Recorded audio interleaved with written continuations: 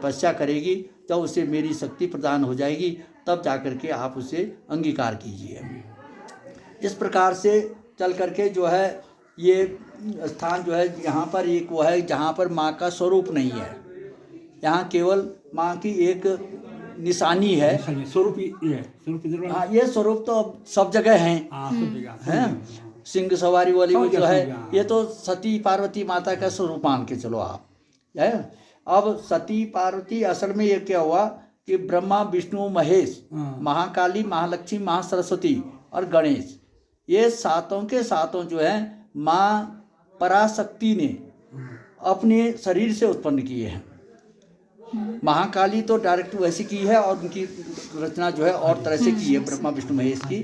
उसी प्रकार से महाकाली शिव की जो है साक्षात शक्ति है, महालक्ष्मी ब्रह्मा जी की विष्णु भगवान की शक्ति है, महासरस्वती ब्रह्मा जी की शक्ति है। अब ये शक्ति है, पत्नी नहीं है, शक्ति है ये उनकी। जब जब इनको कोई भीड़ पड़ती है, इनको जब कोई बात समझ में नहीं आती, कोई रास्ता नहीं सूझता है तो ये इनका ध्यान करते हैं, तब ये इनको रास्ता देते हैं। और जब इन शक्तियों को भी जो रास्ता नहीं मिल पाता है तो वह पराशक्ति का ध्यान करते हैं। तो वो वहाँ पर आते हैं। पराशक्ति किसी रूप में नहीं आ पाती है, वह जल, वायु और अग्नि इन तीनों रूपों में आती है और हम सबके सामने धरती के रूप में भी है। ये असल जो चीज़ है शिव और शक्ति, शिव निराकार है, शक्ति उसमें साकार है, लेकिन ज्वाला के रूप में, ज्योति के रूप में है। तो हाँ, अग्नि रूप बोलो, ज्योति बोलो, दीपक बोलो, जो भी बोलो है, इस रूप में जो है ये जानी जाती है और इसी रूप में जो है इनका ध्यान किया जाता है। तब जा कर के ये यहाँ पर जब इन्होंने सबको वरदान दिया तो जिस स्थान पर वो प्रकट हुई उसकी ज्योति जो है काफ़ी समय तक प्रचंड रही, जिससे कि कोई भी व्यक्ति इधर आ नहीं सकता था। और जब नहीं आ सकता था तो क्या करते थे कि यहाँ बर्फ़ भी पड़ती थी तो वो भी नहीं टिक पाती थी। इस कलयुग में आकर के यहाँ पर कभी जो है अगस्त्य ऋषि आए और अगस्त्य ऋषि जब कहीं से उन्होंने देखा कि यहाँ जो प्रचंड ज्योति जल रही है तो ऊपर आने की कोशिश करा तो आ नहीं पाए, उनकी चमक जो है उनकी आंखों में काफ़ी लगी, तो वो नीचे जंगल में ही तपस्या करने बैठ गए। काफ़ी दिन बाद जब उनकी तपस्या पूर्ण हुई, माँ प्रसन्न हुई, तो उन्होंने उनको जो है दर्शन दिए और उनसे कहा कि जाओ, तुम्हारी तपस्या से मैं प्रसन्न हूँ, तुम ऊपर जा कर के और वहाँ पर जो है कोई ऐसी चीज़ अपने सिर में ले जाओ जिससे कि आपकी नज़र सीधे ऊपर न पहुँचे। तो वो इस यहाँ पर इस शिला को लेकर के आए। और ये शिला इन्होंने यहाँ पर स्थापित की। इसी का इन्होंने स्नान श्रृंगार वगैरह जो भी करा है, इसी में हम भी आज तक स्नान श्रृंगार भोग वगैरह लगाते हैं और इसी का जो है हम चरणामृत और प्रसाद पाते हैं। बर्फ भी गिरती होगी, बर्फ भी गिरती है। अब की बार तो अभी मौसम जरा आएगा। तो वो चीज़ जो है यहाँ पर इस शिला के नीचे है। तो इस शिला का ही प्रभाव जो है तब से दिख रहा है। उसी समय से यहाँ पर सब लोग पूजा अर्चना करते हैं। पूजा अर्चना करने के भी बहुत सारे नियम थे। बहुत सबसे पहले जो कोई मंदिर में आता था तो जब सुबह के टाइम में सूर्य की किरण आती थी, जब ये खुला था, मंदिर नहीं था, खुला स्थान था, तो सबसे पहली किरण हाँ, तो यहाँ पर जो है सबसे पहले किसी को भक्त को जो है एक तलवार दिखती थी, उर्दू में उसे शमशीर भी कह देते हैं। वो तलवार दिखती थी। जब तलवार दिखती थी तो वो उसको अपने हाथ में उठाता था और ऐसा लगता था उसे कि मैं जो हूँ, मेरा जीवन कुछ नहीं है, माँ के लिए सब कुछ है। अपने आप ही अपने सिर को अपने आप से अलग कर लेता, यानी नर बलि हो जाती थी।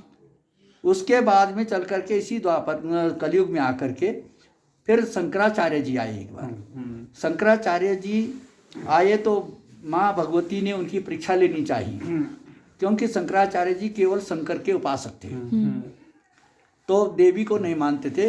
तो भगवती यहाँ नदी में आई, कीर्ति नगर या श्रीनगर अलकनंदा नदी के पास में आई और आ करके एक कन्या के रूप में आकर के जल का घड़ा भर करके और ऊपर आ रही नदी से, तो 2-3 खेत ऊपर आ गई। तो तब जो है शंकराचार्य जी उन्हें मिले। शंकराचार्य जी कह रहे हैं कि बेटी मुझे पानी पिला दो। मैं बहुत प्यासा हूँ और बहुत दुखी हूँ, जो मेरा पेट इतना खराब है कि मैं नदी के किनारे पानी पीने नहीं जा सकता हूँ। उन्होंने कहा क्यों नहीं जा सकता भाई, मैं तो 2-3 खेत चढ़ के आ गई हूँ, और अगर मैं तुम्हें पानी दे दूंगा तो फिर मुझे दोबारा जाना पड़ेगा। जब तुम्हारे पास शक्ति तो सबके पास है, ये कहो कि तुम शक्ति को मानते नहीं हो। और जब इतना उन्होंने कही तो वो कन्या जो है बिना पानी पिलाए आगे चली गई। तब उन्हें ध्यान आया कि अरे ये तो कन्या मैं साधारण कन्या समझ रहा हूँ, लेकिन ये साधारण कन्या नहीं, ये तो साक्षात माँ भगवती है या गंगा है, जो भी कहो है। तो वो उनके फिर वहाँ पर से हाथ जोड़ा, उसने कहा हे भगवती, अगर मेरे को शक्ति प्रदान कर दे तो मैं अब जो है आपके दर्शन करूँगी, पहले आपसे स्नान कराऊंगी और फिर जा करके आपकी भक्ति करूँगा। इस प्रकार से उठ करके धीरे धीरे करके वो फिर गंगा जी के पास गए, वहाँ स्नान किया और जल भी पिया, और फिर जा करके वो यहाँ आए। तब उन्होंने यहाँ पर ये स्तुति बनाई, न मंत्रम नो यंत्रम वाली जो है। तब इससे जा करके माँ भगवती प्रसन्न हुई। तो यहाँ पर आकर के उन्होंने फिर वही तलवार देखी, तलवार उठा ली उन्होंने अपने गर्दन काटने के लिए, लेकिन शंकर जी के भी उपासक थे। शंकर जी ने उनको जो है ऐसी शक्ति दी कि वो रुक गया, उनका हाथ रुक गया। जब हाथ रुक गया तो उसके बाद उन्होंने कहा यार अब की बात नर बलि नहीं होगी, अब भले ही आप पशु बलि दी जाए। तब पशु बलि चली है, और पशु बलि अभी धीरे धीरे जो है अभी खत्म हुई है। जबकि लोगों ने ये सोचा कि यार ये भी निर्जीव जो है वैसे हैं, मतलब इनका जो है कोई दोष नहीं है, तो इनको क्यों भेंट चढ़ाया जाए। गुफा में होती थी ना। हाँ, तब जा करके वो ये रहे। तो ये भगवती जो है, इसका एक मंदिर पहले, बहुत पहले बताते हमारे पूर्वज कि हम तो पहले दक्षिण भारत ही बोलते थे, उस समय महाराष्ट्र कहते थे, लेकिन आज के टाइम बताते हैं कि वो क्षेत्र राजस्थान में पड़ता है। आप कहाँ से हो? बता रहा हूँ मैं। तो हमारे जो पूर्वज थे वे वहीं से आए थे, महाराष्ट्र राजस्थान क्षेत्र से ही। महाराष्ट्र जैसे वहाँ आए हुए हैं। हाँ, केदारनाथ में। हाँ, केदारनाथ सब लोग वही है, बद्रीनाथ केदारनाथ सब यही है। बद्रीनाथ में क्या, वहाँ के बद्रीनाथ में आए हुए हैं। बद्रीनाथ भी नमूद्रीपाद केरल से आए हुए हैं। वो तो केरल के नमूद्रीपाद, महाराष्ट्र से आए हैं केदारनाथ में। केदारनाथ जो वहाँ के मुख्य पुजारी है ना, डिमरी, हाँ डिमरी, वो भी वहीं से आए हुए हैं, वो भी वहीं से आए हुए हैं। हम भी वहीं से, हमारे शादी व्यवहार उन लोगों से होते हैं। अच्छा, समझे नहीं? तो उस तरह से जो है यहाँ पर बस गए। तो हम लोग जो है वहाँ से भट्ट लोग हैं। भट्ट लोग यहाँ पर आकर के पूजा करते हैं। जागेश्वर में भी है। हाँ, सारे भट्ट जी हैं। हाँ, पुजारी। तब वही जो है यहाँ से आए, ये समझो कि माँ के ही उपदेश से जो है आए, और माँ के उपदेश से हम सब अब तक कर रहे हैं। कम से कम आज के टाइम में नहीं होंगे तो 20वीं पीढ़ी पे होंगे हम लोग। तो इस तरह से माँ की महिमा। यहाँ ये चंद्रकूट नाम का पर्वत है, वहाँ से श्री चंद्र लिया गया है। माँ सती का जो है बदन का अंग यहाँ गिरा है, जिसकी वजह से श्री चंद्रपत्नी कर दिया गया है। तो बदन का अंग जो है ये ऊपर, ये वो लगा हुआ है चांदनी, इसके ऊपर माना जाता है, उसे देखते नहीं है, नंगा बदन है। और नीचे जो है ये तपस्थली है। यहाँ पर साक्षात में माता सती ने, पार्वती ने, शंकर ने, तीनों ने अलग अलग रूप उसमें टाइम पे तपस्या की है। और तपस्या करने के बाद में सती जी और पार्वती जी को एक जो महापराशक्ति है उसने दर्शन दिए अग्नि रूप में, और अपना तेज भी उनको दिया, शक्ति भी उन्हें प्रदान की, और वरदान भी दिया कि जाओ तुम्हें जो है अब शंकर प्राप्त वर के रूप में प्राप्त होंगे।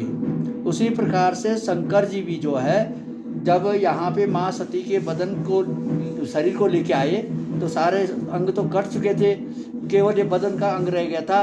वो यूँ चले आ रहे थे, तो आते आते जो है उनका ध्यान भटक गया, हाथ छूट गए और बदन भी यहाँ पे गिर गया, जिसके कारण से जो है वह अत्यंत दुखी हो गए, विलाप करने लग गए। बहुत देर बाद जो है जब उनके दुख दूर हुआ तो फिर गंभीर मुद्रा में यहीं पर बैठ करके तपस्या में बैठ गए।